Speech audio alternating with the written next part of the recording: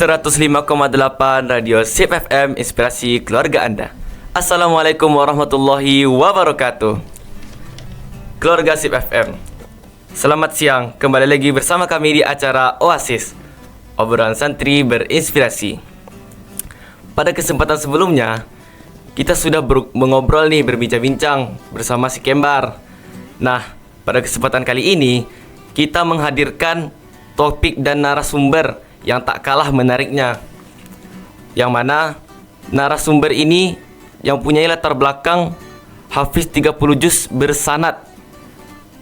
Namun di antara kesibukannya menghafal, dia juga memiliki hobi dan rutinitas yang lumayan banyak. Narasumber kita ini bernama Ahmad Hadi Yasin, yang lebih akrabnya dipanggil Yasin. Oleh karena itu, di sini Ana akan mengangkat tema hobi itu rutinitas, Al-Quran itu prioritas. Penasaran dengan narasumbernya? Tapi sebelum itu, izinkan Ana memperkenalkan diri. Ana Hasbi Al-Faruqi, biasa dipanggil Hasbi, dan Ana akan menemani Anda di acara siang menjelang sore ini. Baiklah, tanpa berlama-lama lagi, mari kita sapa narasumber kita. Assalamualaikum Yasin. Waalaikumsalam warahmatullahi wabarakatuh. Hasbi, gimana kabarnya? Alhamdulillah sehat. Antum? Alhamdulillah, Anda juga baik. Jadi nih, seperti kata pepatah, tak kenal maka Ta'aruf enggak nih? Ta'aruf lah, masa tak sayang gitu. Iya. Oke. Kita minta kepada Yasin untuk memperkenalkan dirinya kepada kita bersama. Assalamualaikum warahmatullahi wabarakatuh. Waalaikumsalam warahmatullahi wabarakatuh. Keluarga Sif FM di rumah, izinkan Ana memperkenalkan diri. Nama Ana Ahmad Hadi Yasin. Ana berasal dari Kabupaten Mandailing Natal, Provinsi Sumatera Utara, tepatnya di Kecamatan Panyabungan. Hobi Ana olahraga, diantaranya ada futsal, berenang, tenis meja. Cita-cita insyaallah ingin jadi pengusaha. Pendidikan sekarang sebagai siswa Madrasah Aliyah Swasta Perguruan Islam Arisalah, tepatnya di kelas 12 IPA 2 Singkit. Oke. Kan Yasin ini udah selesai perkenalan diri pada kita. Maka dari itu, tanpa berlama-lama lagi, mari kita langsung saja untuk membahas ke topik kita. Jadi kan topik kita tadi tentang hobi dan Al-Quran gitu. Mari kita bahas awalnya dari Al-Quran nih. Jadi gimana sih awal mula Yasin sendiri mulai mempelajari Al-Quran? Awalnya tuh Ana dibimbing oleh keluarga. Dari keluarga? Ya, jadi orang tua Ana itu, terutama Abiana, mendorong kami untuk bisa menghafalkan Al-Quran 30 juz gitu. Jadi Ana teringat kata-kata Abiana, kalian itu boleh jadi apapun, boleh jadi pengusaha, boleh jadi dokter, boleh jadi pilot, asalkan hafal 30 juz gitu.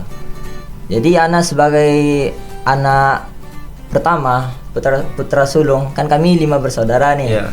Ana sebagai anak pertama merasa Ana itu punya tanggung jawab yang besar gitu. Jadi sebagai panutan untuk adik-adik Ana.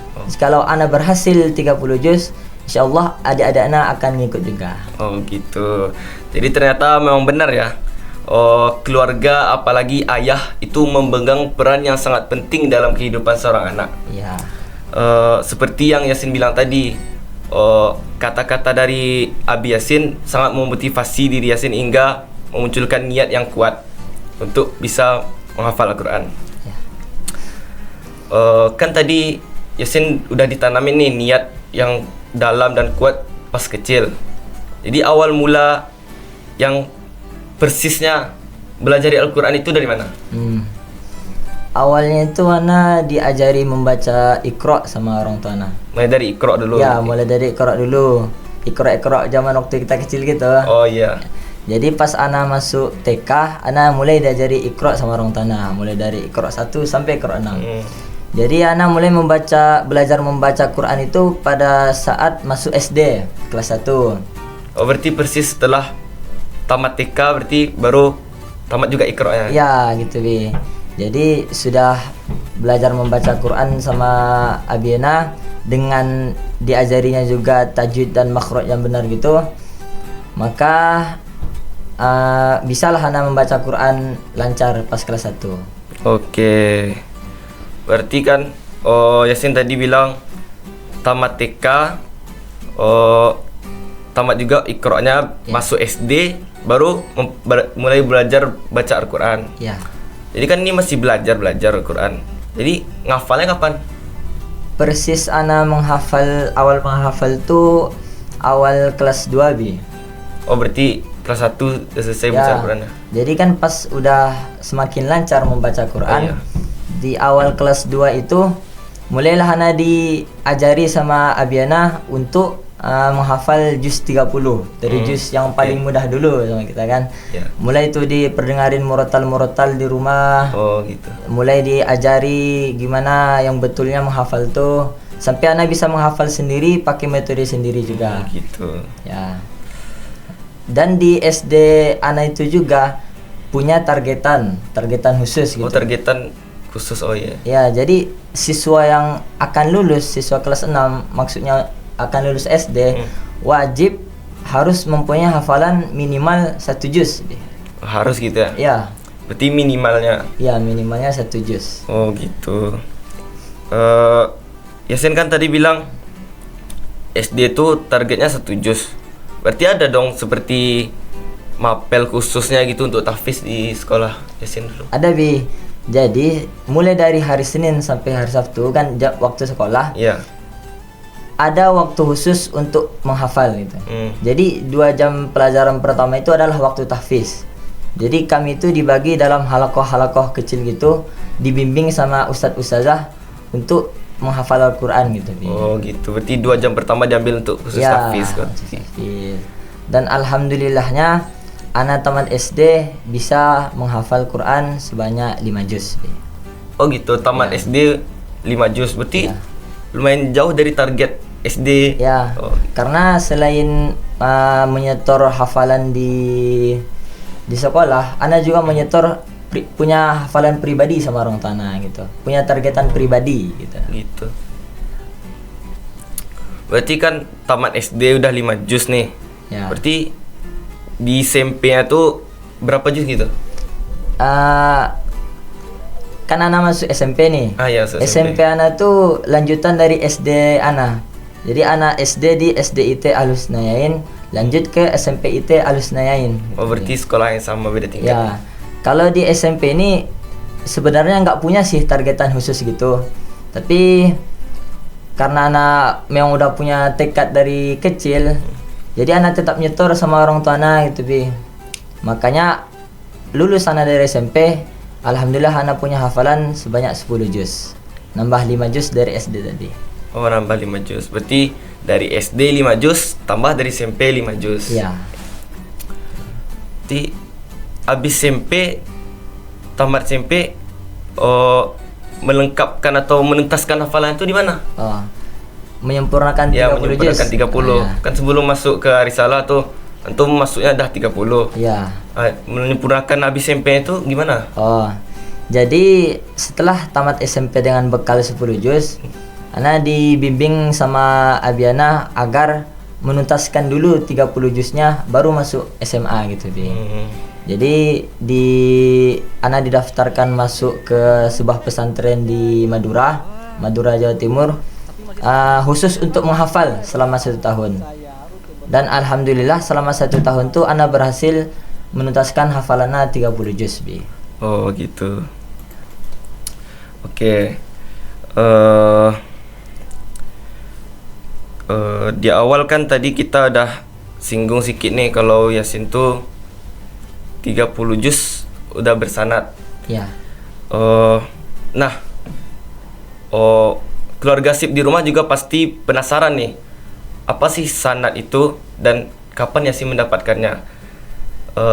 Tapi sebelum itu, kita kita akan lanjut setelah jeda yang satu ini. Selamat siang keluarga SIP. Kita akan melanjutkan pertanyaan kita tadi yang sempat tertunda. Tadi kita sudah ingin bertanya kepada narasumber kita bahwasanya apa itu sanad dan kapan dia mendapatkannya. Oke, langsung saja kepada Yasin kita bertanya bertamaan. Pertanyaan pertama yaitu apa itu sanad? Oke. Jadi secara singkat sanad ini adalah jadi sebenarnya sanad ini ada banyak bi. Ada sanad tilawah Quran, ada sanad hafalan Quran, bahkan ada sanad azan dan iqamah. Oh gitu. Jadi kalau yang ana tekuni itu adalah sanad hafalan Al-Quran. Jadi langkah paling pertama biar bisa dapat sanad nih, ya harus punya hafalan dulu gitu. Oh, berarti syarat khusus utama itu gitu. Ya, syarat utama harus punya hafalan 30 juz dulu. Jadi kalau sudah punya hafalan, maka kita setorkan hafalan kita tuh kepada ustadz atau ustazah yang memang menyetorkan hafalannya lagi ke orang yang pernah menyetorkan hafalannya lagi sampai ke Nabi gitu. Berarti ibaratkan orang ini menyesuaikan bacaannya dari bawah hingga ke Nabi gitu. Ya. Oh, gitu. Jadi qiraah Quran yang kita baca itu sesuai dengan kaidah-kaidah yang diajarkan oleh Nabi. Kalau untuk kapan dapatnya sanad itu? Alhamdulillah, ana mulai setoran sanad itu pada awal kelas 11 dulu bi. Jadi kan Awal sekarang kelas kelas 12. Ya. Awal kelas 11 dulu ana mulai setoran sanad karena pas kelas 10 ana masih melancarin hafalan dulu. Oh gitu. Jadi tertunda setahun, makanya ana mulai pas awal kelas 11. Ana mulai setoran sanad kelas 11 dan alhamdulillah selesai pas awal kelas 12 kemarin. Berarti jangka waktu untuk menyelesaikan sanad itu 1 tahun gitu. Ya, 1 tahun. Tapi sebenarnya sanad ini kalau kita misalkan setoran di rumah-rumah tahfiz di luar gitu, bisa dia jangka waktunya lebih singkat, bisa 1 bulan, 2 bulan. Tapi kan karena setoran sanad di Arisalah nih sama Ustadz April, kan ada agenda kesibukan yang lain tuh. Iya. Jadi setoran sanad itu cuma dilakuin pagi hari doang. Oh, berarti waktu tahfiz pagi cuma Iya. waktunya gitu. Oh. Jadi gini. Waktu beberapa waktu lalu nih, ana sempat lihat media sosial antum, Instagram antum. Oke. Oh, di sana tuh ada antum story nih Oke, story. menang MTQ dan mendapatkan hadiah umroh. Nah, Oke. itu gimana sih ceritanya? Hadiah umroh ya, Bi? Ya. Oke, awalnya itu kan waktu 2023 tahun lalu, Iya. ana ikut ajang MTQN tingkat Kabupaten Mandailing Natal. Oh iya. Di ajang itu ana ikut yang bagian hifzil Qur'annya. Oh, berarti ada cabang-cabangnya gitu. Ya, ada cabang-cabangnya, ada banyak, ada seperti fahmil Quran, hifzil Quran, tilawatil Quran, ada yang tafsir bahasa Arab, tafsir bahasa Inggris. Sedangkan ana ikut yang bagian hifzil Qur'annya. Hifzil Quran golongan 20 juz. Dan waktu itu orang tua ana ngirim berita kepada ana bahwa pemerintah Kabupaten Mandailing Natal tuh memberikan hadiah 2 paket umroh untuk yang juara hifzil Quran kategori 30 juz. Oh. Kan ana Antum tadi 20 juz. Ya, ikut yang 20 Sedangkan yang juz. hadiah tadi 30 juz. Ya, yang 30 juz. Jadi di situ ada rasa-rasa nyesal ana. Kok nggak ngambil 30 aja, kok ngambil 20. Oh iya. Tapi memang mungkin disitulah takdirnya, mungkin ada ganti yang lebih baik itu. Anda tekun aja 20 juz tuh, Anda murojaah juz 1 sampai juz 20. Pas tampil alhamdulillah Anda 4 soal kan, 4 soal. Anda alhamdulillah mulus keempat-empatnya. Dan puncaknya pada malam penutupan MTQN diumumkan lagi bahwa hadiah paket umurnya itu ditambah 2 lagi.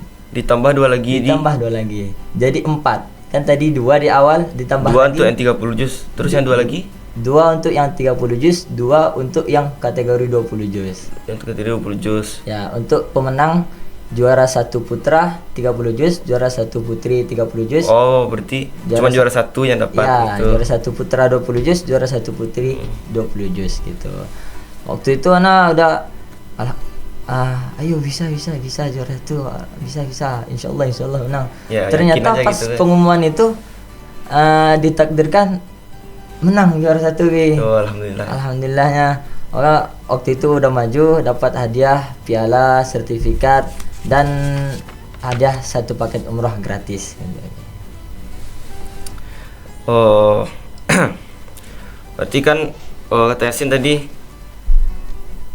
lombanya 20 juz. Ya, Itu 20 juz tuh bukan hafalan yang sedikit itu, dan mau murojaahnya itu butuh waktu yang sangat lama dan butuh kesabaran yang tinggi. iya. Oh, ini pengalaman Anda pribadi juga. Anda sendiri untuk memurojaah 1 juz saja mungkin butuh waktu kurang lebih 2 minggu baru merasa yakin gitu. Oke. Ini udah 20 juz gitu. Pengalaman pribadi ya? Ya, pengalaman pribadi iya, gitu. pribadi. Jadi ada nggak sedikit tips dan trik dari Yasin sendiri untuk bisa kita belajar menekuni dan memurojaah Al-Quran dengan baik gitu? Mungkin menghafal Qur'annya dulu kali ya. Ayo mulai dari menghafal nggak? Mulai menghafalnya. Tadi tips and trick kan? Ya, tips dan trik. Mungkin kita awali dengan tips dulu, Bi. Oke. Banyak orang yang berinteraksi dengan anak tentang Quran ini, baik itu orang tua anak, ustadz ustazah, bahkan senior anak bilang bahwa dalam proses kita menghafal Quran ini, hal yang paling utama atau hal yang paling pertama kita luruskan adalah luruskan niat dulu. Oh gitu, jadi yang penting itu kan niat yang Ya, utama. Kalau udah luruskan. melenceng-lenceng tuh pikirannya kemana-mana gitu. Ya, luruskan niat dulu. Untuk apa sebenarnya kita menghafal ini? Hmm. Baik buruknya hafalan kita nanti tergantung dengan benar gak niat kita di awal tadi. Iya gitu. Ada orang dia niatnya hanya agar mendapat gelar al-hafiz saja. Mending gak usah menghafal kalau gitu, Bi. Karena sia-sia aja. Berkahnya itu nggak dapat. Yang penting itu kan berkahnya, Bi. Ya. Makanya dari awal proses menghafal ini kita luruskan niat kita dulu. Semata-mata berdapat ridha Allah. Kan ini juga sejalan dengan hadis arba'in yang pertama, innamal a'malu binniyati. Setiap amal itu tergantung pada niatnya. Wa innamal likulli imri'in ma nawa. Dan setiap perbuatan itu diganti dengan apa yang dia niatkan. Oke, itu tadi sedikit tips dari Yasin. Lalu ada nggak tips?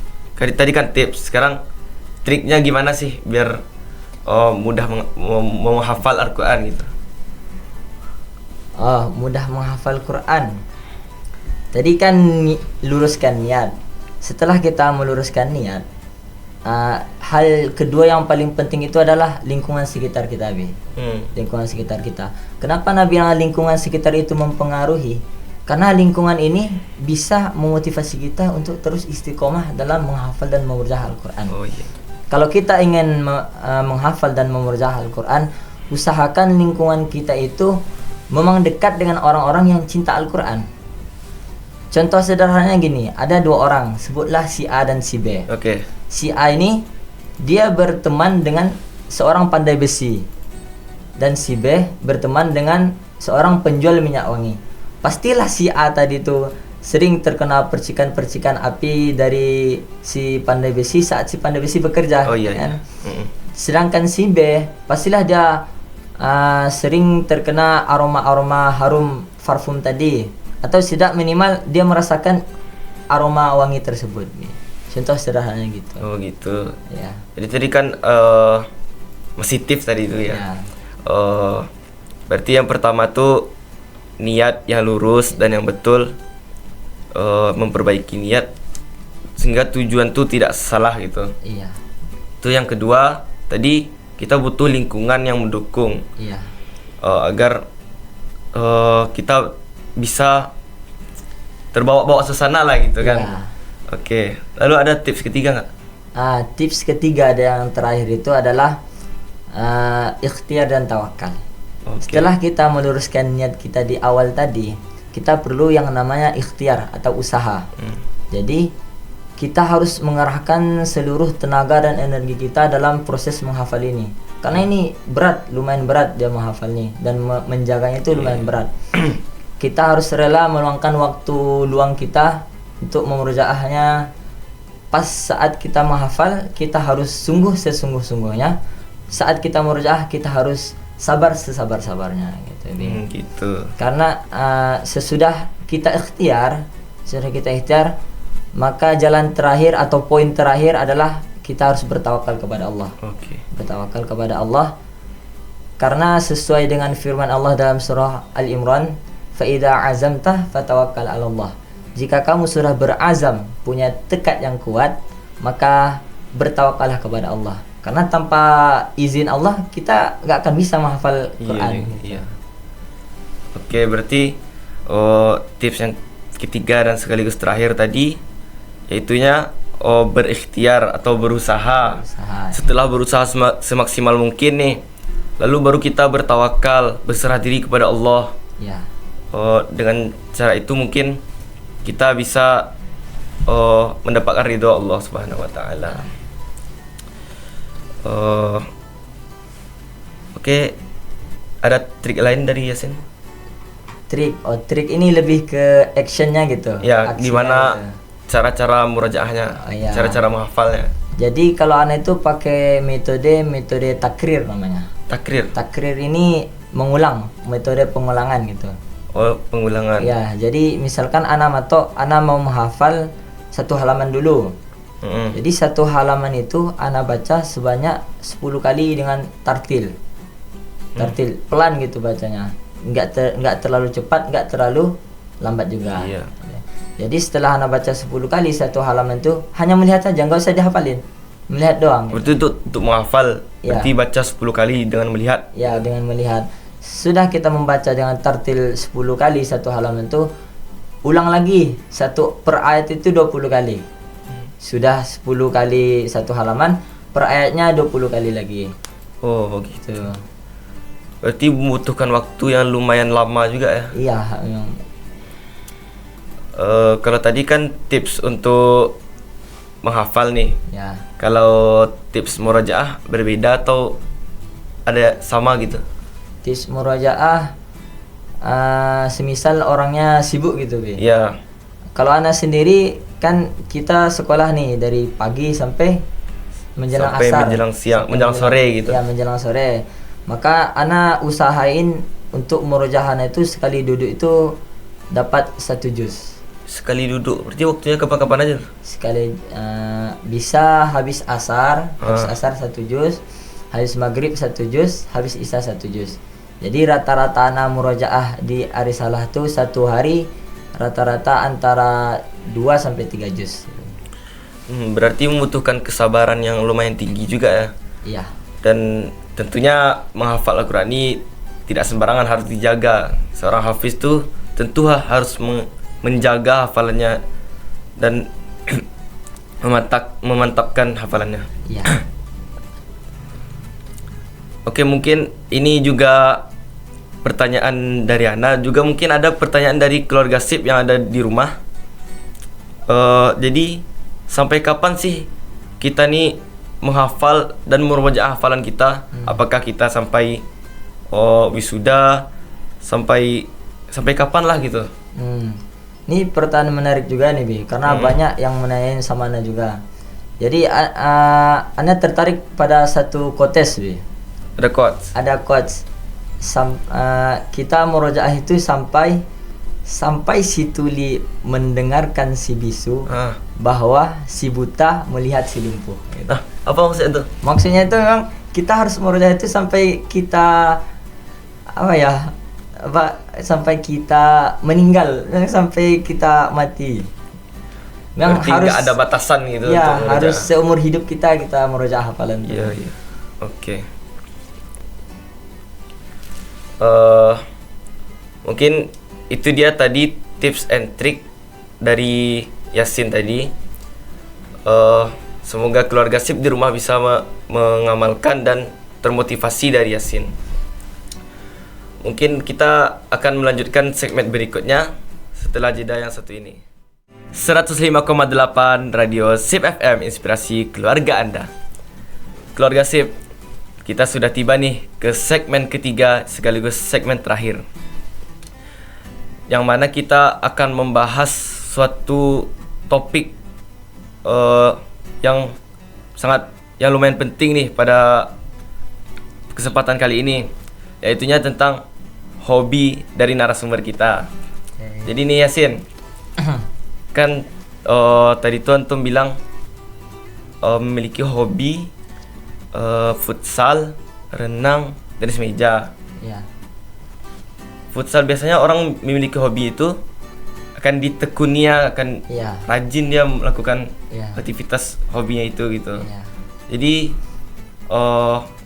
gimana sih ceritanya Yasin bisa hobi main futsal gitu? Jadi awal mula tertarik sama futsal itu pas SD, Bi. Pas SD. Ya pas SD. Kan di SD kami dulu ada lapangan futsalnya. Jadi sehabis pulang sekolah atau jam kosong gitu, Ya. mainlah kami di lapangan futsal itu. Oh, Dan iya. pas SD dulu Ana ikut masuk ekskul futsal gitu. Ada ekskul futsalnya. Ya, ada ekskul futsalnya. Dan pas saat SMP juga terus ikut ekskul futsal pas SMP dan terpilih menjadi tim inti futsal sekolah SMP-nya. Waktu itu kami berkesempatan ikut bertanding dalam kejuaraan lomba futsal tingkat Kabupaten Mandailing Natal. Oh iya. Dan alhamdulillah tim sekolahnya bisa menjadi juara 1 dalam ajang tersebut, Bi. Oh, luar biasa ya juga pengalaman waktu kecil. Jadi hobi Yasin tuh diteruskan hingga sekarang gitu ya. Ya. Dan juga sebagai tambahan fun fact aja nih bagi keluarga SIP yang di rumah. Si Yasin ini juga sebagai ketua atau kapten dari sebuah tim futsal yang ada ajang kompetisi yang bernama AFC di Arisalah di MA Perguruan Islam Masalah. Yang mana AFC itu adalah kepanjangan dari Arisalah Futsal Competition, dan ada juga satu lagi ABL, Arisalah Basketball League. Dan kalau nggak salah kemarin udah sampai semifinal ya. Ya, alhamdulillah lolos di fase grup dan sekarang insyaallah dalam waktu dekat akan diadakan pertandingan semifinalnya, Bi. Oh gitu. Berarti oke, lanjut ke hobi yang kedua. Tadi hobinya Yasin satu lagi berenang gitu. Berenang. Jadi ada sering ikut berenang-berenang gitu Jadi waktu kecil. ngomong soal berenang nih, di dekat rumah Ana tuh ada sungai besar gitu, Bi. Sungai Jadi, besar. waktu anak kecil dulu SD, zaman SD dulu sering ikut sama kawan-kawan berenang di sungai tersebut. Makanya kebawa-bawa sampai sekarang hobi ikut berenangnya. Oh gitu.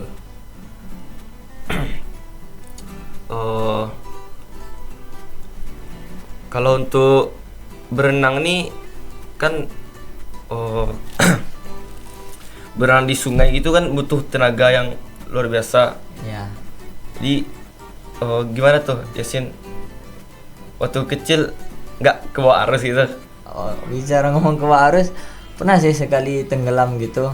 Tapi karena kan berenang kita rame-rame, jadi ada kawan yang ada yang nolongin. Iya, ada yang nolongin. Alhamdulillah selamat Untungnya ya. dulu ditolongi sama kawan.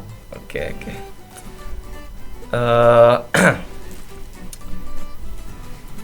Dengar-dengar nih, dulu Yasin juga waktu SMP, kalau nggak salah dulu tuh Yasin menjabat sebagai ketua OSIS di SMP. Iya, betul Benar. sekali. Oke. Dan sampai sekarang juga Yasin menjabat sebagai ketua Komisi 1 Majelis Pemusyawaratan Siswa di Arisalah. Iya, betul sekali. Berarti itu juga riwayat organisasi yang cukup bagus dari Yasin. Iya. Oke. Sedikit pertanyaan melenceng dari hobi lah itu. Oke. Dulu pas abis tamat SMP, pas abis dari Madura itu, kenapa antum milih Arisalah? Kenapa milih Arisalah? Ya, kenapa milih Arisalah dan jurusan IPA gitu? Oh, kenapa milih Arisalah dan jurusan IPA? Jujur kalau Arisalah ini memang dari dulu udah terkenal Bi.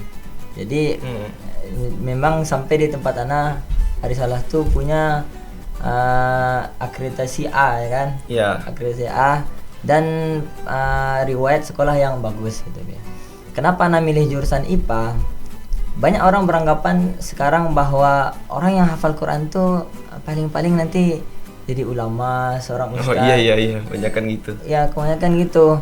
Apa salahnya misalkan seorang dokter atau seorang tentara atau seorang pilot hafal Quran gitu. Iya. Jadi hafal Quran di zaman sekarang itu bukan untuk seorang ulama lagi. Bahkan Ana merasa hafal Quran itu adalah sebagai kewajiban kita sebagai umat Islam pada saat ini. Berarti bukan cuman ulama, ustadz aja yang wajib untuk menghafal Al-Quran gitu. Iya. Profesi-profesi lain juga sebaiknya kita menekuni Al-Quran gitu dan mengamalkan nilai-nilai yang ada di dalamnya. Iya. Oke, kita sudah hampir menuju akhir nih. Jadi dari awal tadi Yasin waktu belajar Al-Quran, mempelajari Iqra dari TK, masuk SD belajar baca Al-Quran dan tajwid serta makhraj, tamat SD 5 juz, tamat SMP 5 juz. Tapi setelah masuk ke pondok yang ada di Madura setahun, alhamdulillah menuntaskan hafalannya 30 juz dan masuk ke Arisalah. Dan tahun kedua atau kelas 2 MA itu menyetorkan sanad, dan awal kelas 3 kemarin, berarti kemarin ini baru udah berhasil mendapatkan sanadnya. Ya. Oke. Karena sudah hampir mencapai akhir, ada ndak sedikit pesan dari Yasin untuk keluarga SIP yang di rumah? Oke. Pesan buat keluarga SIF di rumah. Ana nggak bisa berkata-kata panjang Bi, karena Ana bukan seorang pengarang gitu. Ana cuma bisa bilang bahwa sekarang ini kita hidup di zaman zahilah modern. Di zaman ini banyak hal-hal yang tidak baik sudah dianggap lumrah saja di tengah-tengah masyarakat. Maka perlu kiranya kita membentengi diri kita untuk selalu mendekatkan diri kepada Allah. Salah satu jalannya itu dengan menghafalkan Al-Quran. Kita berharap dengan kita hafal Al-Quran, kita bisa dijauhkan dari hal-hal yang berbau maksiat itu. Dan jangan pernah malas untuk menghafal dan mengerjakan hafalan kita. Karena sejatinya puncak dari seorang penghafal Al-Quran itu bukan saat dirinya diwisuda dan mendapatkan gelar Al-Hafiz gitu, bukan. Tapi puncak sebenarnya dari seorang penghafal Al-Quran adalah pada saat dirinya mampu untuk memberikan 2 mahkota mulia untuk kedua orang tuanya di akhirat kelak. Oke. Sekian pesan dari Yasin. Semoga keluarga SIP di rumah bisa termotivasi dari cerita Yasin tadi, dan juga semoga kita bersama selalu berada dalam lindungan Allah dan berusaha mengamalkan nilai-nilai yang baik dan bisa menghafal Al-Quran dengan mudah berkat tips dari Yasin tadi. Amin. Oke, keluarga SIP, sekian oasis kita pada siang ini. Jangan lupa selalu dengarkan kami di acara Oasis, obrolan santri menginspirasi, setiap pukul 2 siang sampai 3 siang di hari Kamis di 105,8 Radio SIP FM, inspirasi keluarga Anda.